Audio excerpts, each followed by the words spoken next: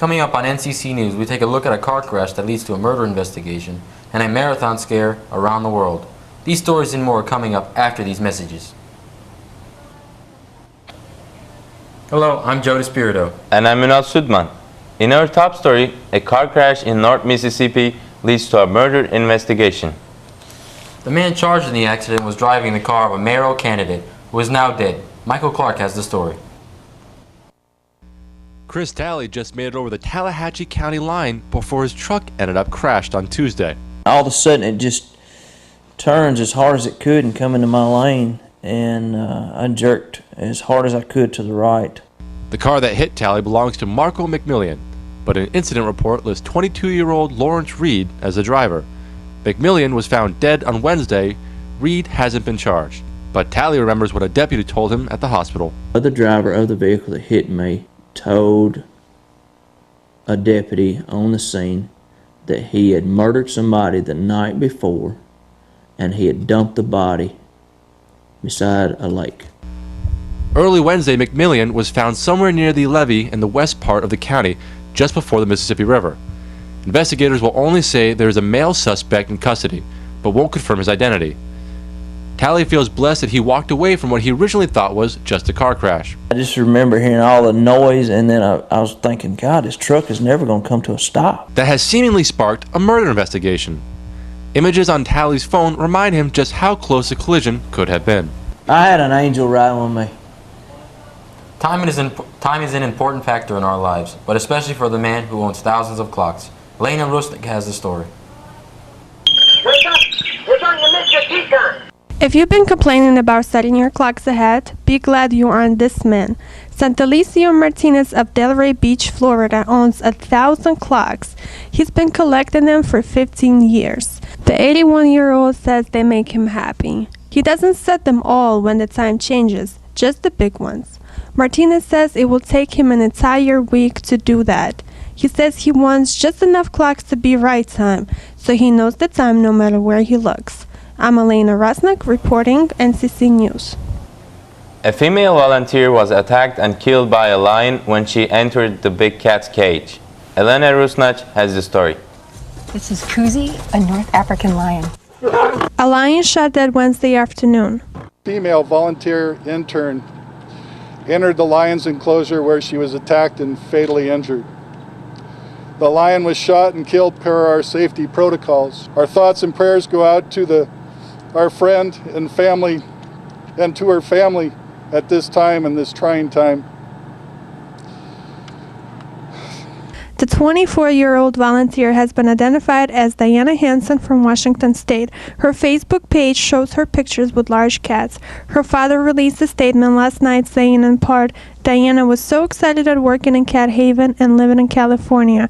Her favorites were the tiger and the lion, Couscous, who killed her today. I'm moving over to the African lions and I'm going into the den. Jennifer Michaels, also known as Jungle Jenny, got an up-close view of Couscous the lion while getting a tour of the animal sanctuary called Cat Haven in Central California. See any type of aggressive behavior or anything that I needed to be worried about. Cat Haven is a 100-acre wooded sanctuary, home to some of the rarest cats in the world, including lions, tigers, and leopards. It describes itself as an innovative park dedicated to the preservation of wild cats. 5-year-old Couscous came to the sanctuary as a cub. Founder Dale Hansen said the species of lion no longer exists in the wild. North Africans were killed off in the wild about the 1920s. Yeah. So all the ones you see are in captivity.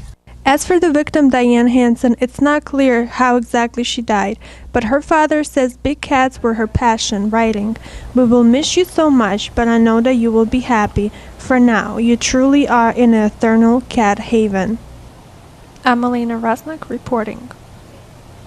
Back pain is a common complaint in today's society. With a go-go lifestyle, a lot of us abuse our backs, and that can eventually lead to serious discomfort.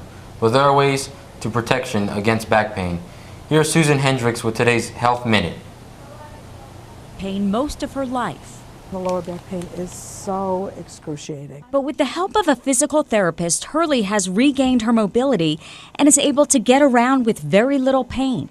Before I was getting physical therapy, I was on a lot of painkillers.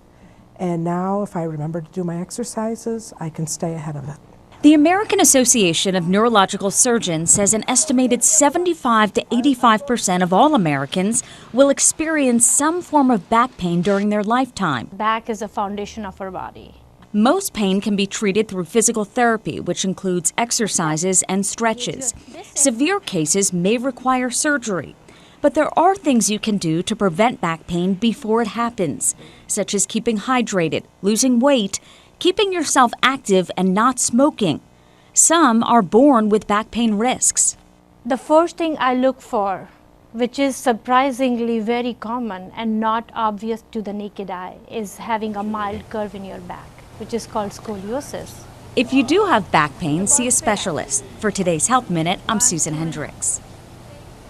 A local jewelry store in New Canaan recently had done a major renovation that has the local community talking. Steve Gagliardo takes us inside Pennywaits. Pennywaits is a local jewelry store in New Canaan that's been in the community for over 30 years and has recently made major renovations for the first time in over 12 years. We did a lot of work. We did the floor, we put in wood flooring, we put in new cases. We expanded the store. We exposed the brick wall and that. New skylight. New paint. So there was quite a bit done. Pennywaits hopes that these renovations can attract more people from out of town now that they are an established part of this community. We appeal to a large audience and we have a good reputation in the community. We like to give back to the community that gives to us. Reporting for NCC News, Stephen Gagliardo. Coming up, a look at censorship on video games, same-sex marriage debate, and a visit from a keynote speaker. These stories and more are coming up. Don't go anywhere. We'll be right back after these messages. Video games nowadays consist of a lot of violence. Censorship is one of the solutions to taint a bloody scene in a game. But do students agree? Benny Harrell asked a couple of NCC students about their outlooks on censorship in video games. Take a look at what they have to say. They put a censor on games would be pointless because on every game it has an ESRB rating from everyone to mature, and all the mature games it actually lists what everything has. So about the censorship, you know, it could be either good or bad. For the kids, it would probably be good. For like underage, below teenager, it would be good for them to have something like that. But then again, you know, there are lots of kids who like the blood, the guts, all of them. But you know, language-wise, I think there definitely should be some censoring for that. But I think they've already covered. NCC was visited by its annual keynote speaker who gave students a first-hand account of the 1979 Iranian Revolution. Michael Long has the story. On April 2nd, Norwalk Community College was visited by its annual keynote speaker. This year's speaker was Roya Hakakian. She is an Iranian-American poet, journalist, and writer living in the United States. She discussed her memoir titled Journey from the Land of No, a childhood caught in revolutionary Iran, which detailed her experience of growing up a Persian Jewish teenager during the 1979 revolution in Iran. The memoir has been translated into several languages and is sold around the world. Her speech was a great opportunity for students to get a first-hand account of the complex events surrounding the Iranian Revolution. And she was really good to listen to. It sort of inspired me as a woman to write a book because my major is journalism and writing one day. And I really enjoyed her stories about how she dealt, you know, being a Jewish in a Muslim country and how she dealt with the revolution and all the stuff that went through. I'm Michael Long, reporting for NCC News. Same-sex marriage has become legal in Connecticut and 7 other states in January 2013. It's a touchy and a tough subject to talk about for many people. Ünal Sütman asked a few of NCC students for their outlooks on same-sex marriage. Take a look at this. Same-sex marriage is a really hot topic in these days. Some people are perfectly fine with it, some people are not. I wanted to ask NCC students how they feel about this. I guess the way I feel about it is just from, I guess, religious views that, you know, there shouldn't be, because, you know, marriage was created by God. But having said that, I still feel like people shouldn't treat them like they're second-class citizens or anything else. They're just still humans, and most of the problems come from like just treating them so poorly. Just treat them like anybody else. It doesn't affect me at all, so. I mean, I don't think it's, a bad thing. I don't even think it should be thought about so hard. It's, if we're marrying for love now rather than, to have children, it should just happen, I think that it really shouldn't matter if you're gay or you're straight. If you love each other, it doesn't really matter. They should have a right to get married. This is Unali Sutman for NCC News. When we return, we will introduce you to our director, Elena R. We will take a look at one of her hobbies, which is cooking. Stay tuned. Elena Rusnak is an NCC student who has loved to cook since she was a little girl. Benny Harold gives us an inside look at her passion. Well, I've enjoyed cooking since I was a little girl. I used to watch my mom all the time and wanted to be like her. So I started cooking when I was around 10 years old. Started by just frying the egg and then moved on to something more difficult. My favorite dish right now is cooking lasagna. And it's something that I do. It makes me get away from everyday things that I do in life, and it just takes me to another world. And it brings my family together more, I believe, and for any family for that matter. And it's just my hobby. It's just I enjoy that. Sometimes we take a lot of things for granted, such as our home. Naeem is a homeless man who lives on the streets of Stanford. Elena Rusnak has the story. My name is Naeem Tanji. I was born in Meknes, Morocco. I don't have family here. My dad lives in France. And my sisters, my families, they live in Morocco. And I'm only one by myself here in the United States of America, but I know million people. I've been in America since 1999. I came here to play soccer in North Carolina, in Raleigh. Then I stay. I get the food from Dunkin' Donuts. I get the food from John's Pizza, from restaurant Falafel. I get food from Halim restaurant by West Side. I get food from Soup Kitchen. I have too many places that could have food. I grab the food from the garbage. If I found it clean, I grab it and I eat it. Yeah, but I check it first. If I don't find any food, I sleep in Dunkin' Donuts 4 hours, 5 hours. Sometimes I sleep in the park 4 or 5 hours. Yes, I went to the homeless shelter. When I went there, the lady, she asked me for ID, but I don't have an ID. And I moved out from the shelter. If I have the ID from Connecticut State, I will go to the shelter. The officer, she dropped me to the hospital, and I've been in the hospital for 5 days or something. I got shot, I got pills, medicine and everything. Was like 3 or 4 days ago. Be happy, I want to have a job, I want to marry, I want to have children, same as everybody else do. And I want to be a singer. I'm a good singer.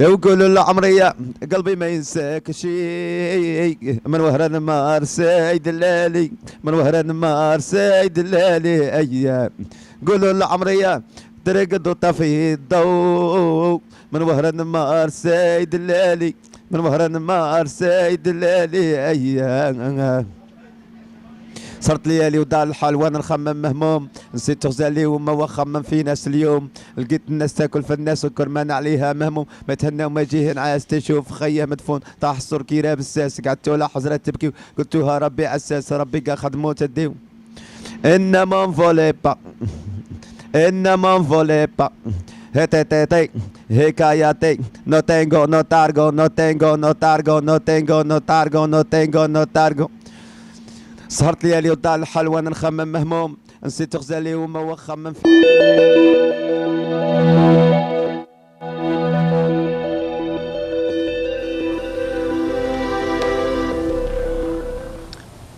Stanford has the highest percentage of immigrants than the rest of the country.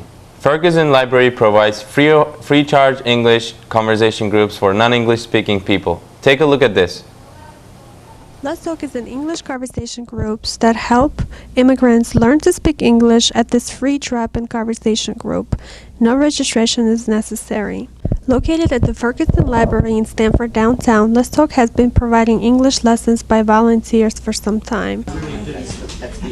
Elena R, a librarian and coordinator of Let's Talk, explains the systems of the program.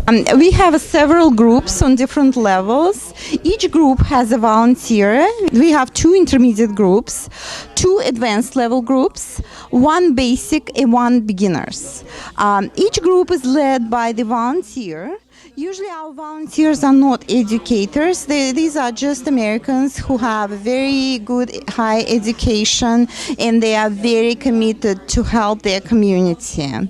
And they come here after working day, and they happy to help our students to acclimate. One of the volunteer tutors, Tom Wagner, talks about his passion for teaching. And I love coming here every Tuesday.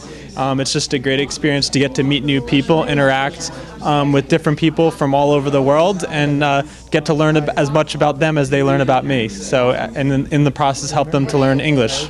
His students from all parts of the world, such as China, Georgia, and Brazil, reflect the experiences also. I try to learn English language very good. No, my memory don't work very good now, right now. I like this conversation class in the library because it's help for me, because I came in the United States and I don't speak English. I learn here. Ed Piggott found his appreciation for learning English in the process of tutoring at Let's Talk. I find it very enjoyable. It also gives me an appreciation of how difficult it is to learn English for non-English speakers. I'm Elena R, NCC News. A new look for our beloved celebrity Snooki.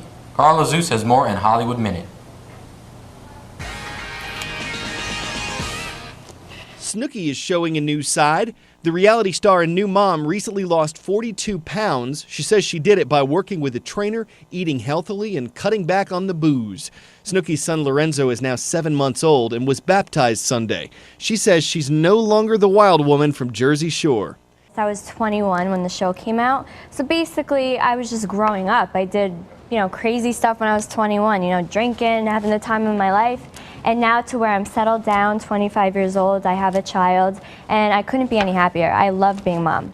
Snooki says she hopes Lorenzo doesn't see the show until he's about 16, and she can tell him not to do what she did. Could the final season of Breaking Bad be spoiled? According to a criminal complaint filed in New Mexico, a bag carrying a script belonging to the show's star, Bryan Cranston, was stolen March 1st. A suspect has been arrested, but the top-secret script has not yet been recovered. American Idol runner-up Jessica Sanchez is joining Glee for 2 episodes. The 17-year-old tells The Hollywood Reporter she'll be playing a legendary diva from a rival school. She says she loves to be creative and risque and is very excited to see what the producers of Glee have in store for her. For Hollywood Minute, I'm Carl Azus. Please join us next time for more NCC News. I'm Minal Sudman. And I'm Joe DeSpirito. Thanks for joining us, and good night.